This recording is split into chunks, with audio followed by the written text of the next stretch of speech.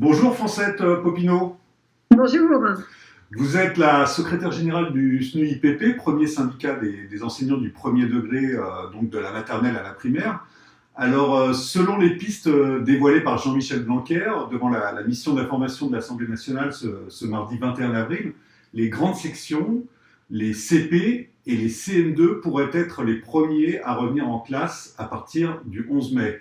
Et pas une seule classe ne devrait avoir plus de 15 élèves. Alors, comment réagissez-vous à ce projet de reprise échelonnée? D'abord, une analyse un petit peu globale, c'est-à-dire que à la fois on dit que ça va être progressif et à la fois on a quand même le sentiment que c'est précipité. Ensuite, un étonnement, pourquoi commençons-nous par les élèves de primaire, pourquoi pas par les lycéens par exemple, donc on peut se poser des questions comme ça.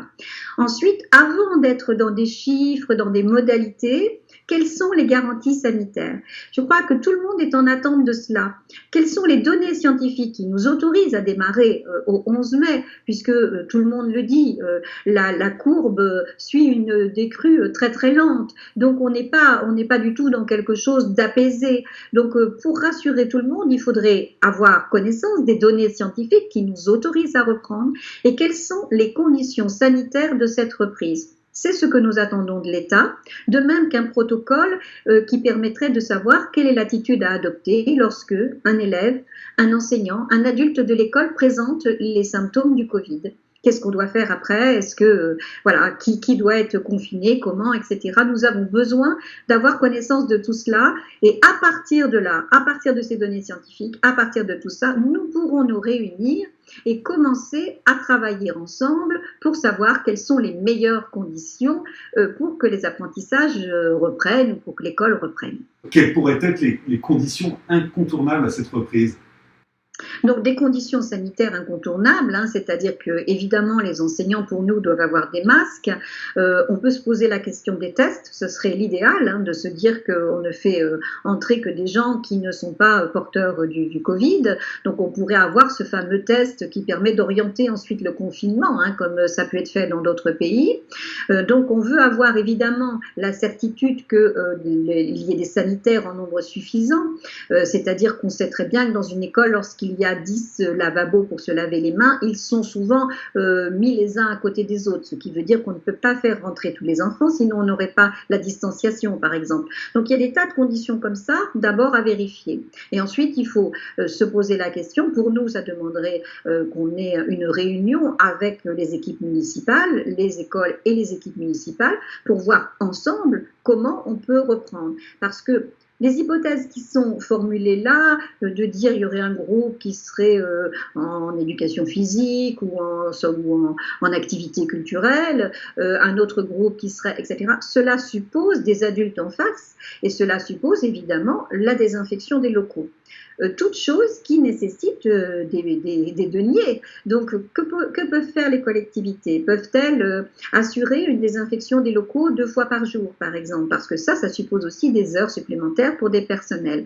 Donc, voilà. Est-ce qu'il y aura des subventions accordées à ces mêmes collectivités? Donc, il y a des questions comme ça qui se posent. En l'état, on a quand même beaucoup de questions et peu de réponses. Il faut vraiment donner du temps aux équipes pédagogiques et aux collectivités pour se rassembler, pour voir ce qui est possible réellement, en gardant évidemment en tête toutes les garanties sanitaires. Alors, si ces fameuses conditions sanitaires n'étaient pas réunies, que proposez-vous? Ben, nous, on ne peut même pas imaginer que les garanties sanitaires ne soient pas réunies. Pour nous, si elles ne sont pas réunies, il n'y a pas d'école, point.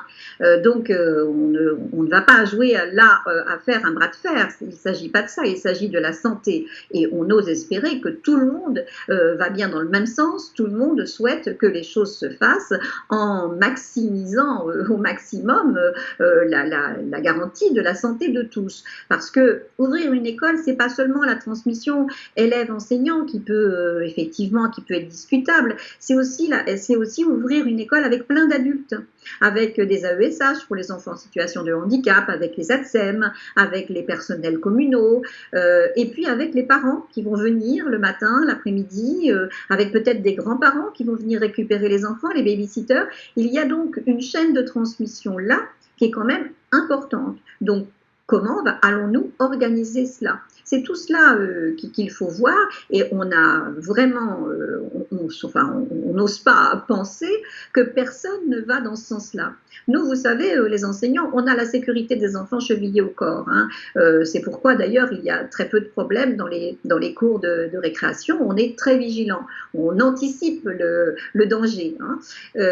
Donc on veut assurer aux parents, comme on le fait habituellement, que quand ils nous confient leur enfant, ils ne le mettent pas dans un endroit qui présente des dangers. Alors le risque zéro n'existe pas, mais il faut quand même pouvoir garantir un maximum la sécurité des enfants et des adultes qui seront dans l'école. On ose espérer que tout le monde aille bien dans ce sens-là. C'est bien la santé qui doit nous guider, pas l'économie ou pas un grand test gigantesque d'immunisation de la population. D'autant plus que le problème de la cantine risque d'être posé. Oui, alors la cantine, c'est un sujet important parce que une des raisons pour lesquelles on ouvre les écoles, c'est qu'effectivement on sait qu'il y a des enfants qui vivent mal le confinement, voire qui sont dans des situations tout à fait de grande souffrance. Et il y a des enfants aussi qui ne mangent pas complètement à leur faim, parce que quand on a la chance dans ce pays de proposer une cantine à 1 euro le repas, il va de soi que pour faire ses courses, on est obligé de dépasser 1 euro malheureusement pour ces courses. Donc ce serait important qu'on ait la cantine d'ouverte. Mais cela veut dire qu'il faut effectivement l'organiser de sorte que les enfants soient à au moins 1,50 m pour manger, donc avec évidemment des marquages, avec une organisation qui suppose qu'il n'y ait pas beaucoup d'élèves dans un premier temps. Il faut vraiment être très prudent sur les gestes barrières, et ça ne s'improvise pas chez les enfants. Comment ça va se dérouler? Vous avez, pour la suite, vous avez des réunions prévues avec le ministère? Mais écoutez, le ministère nous cite beaucoup, hein, il parle beaucoup des organisations syndicales, mais nos rendez-vous sont de loin en loin. Hein, on ne peut pas dire que, voilà, on peut pas dire qu'on se voit beaucoup. C'est bien regrettable parce que effectivement, toutes les idées sont bonnes à prendre et on n'en manque pas. Bien sûr, nous on pose les lignes rouges hein, de cette reprise de l'école, mais c'est pour préserver la santé de tous. C'est pas du tout parce que les enseignants n'ont pas le souhait de retourner à l'école, bien au contraire. Les enseignants, c'est un métier relationnel et nous, on est loin de nos élèves, on est loin de nos conditions ordinaires de travail et on se languit de nos élèves, on se languit de cette relation particulière qu'on peut avoir dans le groupe classe. Donc les enseignants sont prêts à reprendre, mais ils savent aussi qu'ils doivent le faire dans d'excellentes conditions parce que si toutefois ça amenait à une reprise de l'épidémie, à un reconfinement au mois d'août par exemple, on regarderait un petit peu l'école de travers. Donc on a cette responsabilité-là, puisqu'on est les premiers à ouvrir le feu du déconfinement. Hein. C'est pas les restaurants, c'est pas les cinémas, c'est l'école. Donc on a cette responsabilité de le faire en garantissant la sécurité de tous. Donc c'est ce qu'on attend de l'État. Voilà, on n'a pas d'autre attente que celle-ci. Après on verra les groupes, la taille, tout ça, c'est des choses qui se verront localement. Avant cela, l'État doit nous garantir cette sécurité. La continuité pédagogique est annoncée comme une réussite par le ministre. Est-ce que vous avez la même appréciation que lui? Oui, c'est ça. On était à peu près aussi près qu'on est là pour reprendre. Donc non, nous n'étions pas prêts, hein, quoi qu'en dise le ministre, nous n'étions pas prêts. Et vraiment là, il faut saluer le travail qui a été mené par les enseignants en un temps absolument record pour essayer de faire preuve d'inventivité, de créativité, pour garder le lien. Tant de choses ont été imaginées pour pouvoir continuer à rester en lien avec les familles, avec les élèves, d'autant ceux qui n'avaient pas le matériel informatique, mais aussi ceux pour lesquels le confinement est très difficile. Je crois que là, on ne saluera jamais assez le travail qui a été mené par la profession pour maintenir ce lien précieux entre l'école et la maison. Et ça a été vraiment une réussite. Par contre, on a été vraiment perturbé par la confusion entretenue sur la continuité pédagogique, comme si on pouvait déléguer aux parents un rôle d'enseignant, comme s'il suffisait de donner une fiche et puis finalement un parent qui sait bien lire la lit et ensuite il peut faire des choses avec l'enfant.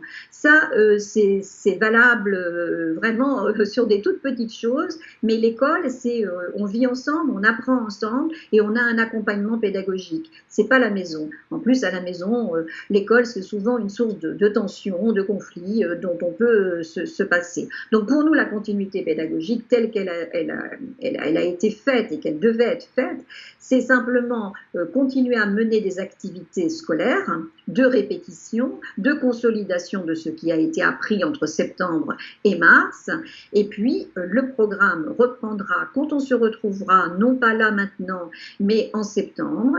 Nous reprendrons progressivement en le repensant le programme là où il s'est arrêté. L'école s'est arrêtée le 13 mars au soir, elle devra reprendre là où elle s'est arrêtée le 13 mars au soir. Alors, justement, vous en parliez, les inégalités se sont accentuées certainement durant cette longue période de confinement. Alors, que préconisez-vous pour la rentrée prochaine de septembre ? Alors d'abord, ce que je veux dire, c'est que les inégalités, certains semblent les découvrir. Certes, le confinement a mis en lumière les inégalités, mais malheureusement, elles étaient là depuis longtemps. Depuis longtemps, nous demandons que l'école, évidemment, ait des moyens supplémentaires pour nous aider à régler ces problèmes d'inégalité qui sont avant tout sociales et que malheureusement, qui se transforment malheureusement en inégalités scolaires. Mais il faut régler les difficultés sociales. Et ça, c'est pas l'école qui peut seule les régler. Par contre, l'école peut aider les enfants sur le plan de la santé, sur le plan social, avec des assistantes sociales, sur le plan aussi de la solidarité qui peut s'exercer, mais l'école ne peut pas résoudre les problèmes sociaux. Donc le déconfinement ne réglera pas le problème des inégalités. Il permettra à des enfants de manger à leur faim, de sortir du confinement, mais il ne réglera pas le problème des inégalités. Il faut donner des moyens à l'école pour qu'elle puisse régler ce problème-là. Des établissements scolaires ont également été réquisitionnés ces dernières semaines afin d'héberger des personnes en grande précarité. Qu'en sera-t-il à partir du 11 mai ? Oui, alors il faut préserver cela, de même qu'il faut préserver l'accueil des enfants de soignants. Ça doit être une priorité. On doit continuer à, bien sûr, accueillir les enfants de soignants et autres personnes, autres enfants de personnes particulièrement utiles dans cette période. Il ne s'agirait pas de reculer sur tout ce qui a été mené en termes de solidarité et qui est indispensable pour que tout le monde soit au mieux. Et donc, effectivement, les établissements qui ont servi de lieu d'accueil, si ces établissements devaient reprendre leur activité ordinaire, il faut impérativement trouver d'autres lieux d'accueil pour les personnes, évidemment. Cette crise sanitaire aura très certainement un coût économique lourd. Craignez-vous des conséquences sur les budgets du service public, sur des fermetures de classes notamment qui sont programmées pour la rentrée prochaine ? Ce serait le plus mauvais réflexe. On doit apprendre des choses de cette crise et on doit commencer maintenant à faire la liste des courses un peu. Et on voit que ce qui peut sauver un pays quand il traverse une grande crise, ce sont les services publics notamment. Donc au contraire, il faudra préserver ces services publics. On a vu le rôle particulier joué évidemment par nos hôpitaux publics et on a vu aussi les défaillances de ces hôpitaux qui ont subi des politiques qui ont évidemment privé de moyens nos hôpitaux. Et avec, on peut même ajouter le salaire des infirmières qui est quand même très, très en dessous de ce qu'on pourrait attendre d'un métier à aussi haute responsabilité. On a la même chose du côté des enseignants, on le voit qu'ils sont indispensables. D'ailleurs, on voit bien qu'il faut ouvrir les écoles, donc on doit avoir quand même un certain intérêt dans notre pays. Donc tout ça doit nous montrer que les services publics sont essentiels à un pays. De même que les aides sont essentielles à un pays. C'est aussi pour ça, si on compare évidemment avec le triste sort de nos amis américains, on voit bien la différence entre de fonctionnement politique et les incidences que ça peut avoir et les conséquences que ça peut avoir. Maintenant, on a effectivement une vraie problématique économique. On va devoir se poser les bonnes questions parce que ce ne sera pas sans incidence sociale, évidemment, mais on va devoir se poser les bonnes questions. Devons-nous continuer à vivre comme avant, à consommer comme avant, à ne pas nous soucier de la nature, ou devons-nous commencer à changer, à mettre le curseur un petit peu ailleurs et à changer notre regard? Je crois que c'est ça qu'il faut commencer à se poser comme question. Il faut penser demain, dès maintenant, et ne pas le penser avec les mots d'hier.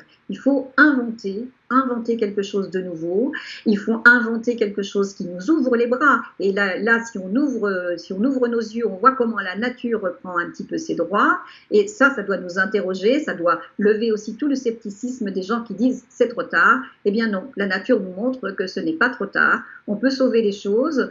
On peut sauver aussi les services publics. On peut, voilà, il y a des choses, il y a des regards à tourner et il faut le faire. Il faut le faire maintenant. Il faut commencer maintenant à penser différemment.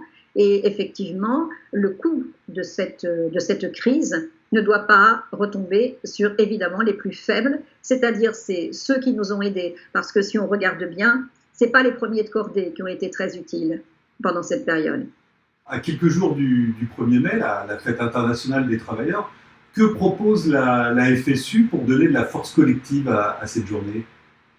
Alors nous sommes évidemment en réflexion sur cette question parce que les conditions ne sont pas celles habituelles du 1er mai où, voilà, où on se promène dans les premiers beaux jours avec le muguet. Donc nous ne sommes pas dans cette configuration, mais nous sommes en train de réfléchir avec l'ensemble des organisations syndicales pour effectivement symboliquement, mais en tout cas marquer évidemment cette journée-là, et dans le sens de ce que je vous disais, dans le sens d'une réflexion sur l'avenir. Que sera demain à l'aune de ce que nous vivons aujourd'hui? Si nous ne tirons pas leçon de ce qui se passe aujourd'hui, effectivement, nous revivrons des épisodes comme cela et ce sera évidemment à chaque fois tragique. Donc il faut désormais penser différemment le monde de demain et le 1er mai peut être une journée qui nous permet de nous ressourcer ensemble et de réfléchir ensemble à ce que pourra être un nouveau monde qui ne serait pas construit autour du commerce, de la finance, des intérêts individuels. On peut rêver ce monde-là, et en tout cas, nous, concrètement, à la FSU et au SNU, avec les enseignants, on ne fera pas que le rêver, on participera à sa construction. Merci, Francette Popinot. À bientôt. À bientôt.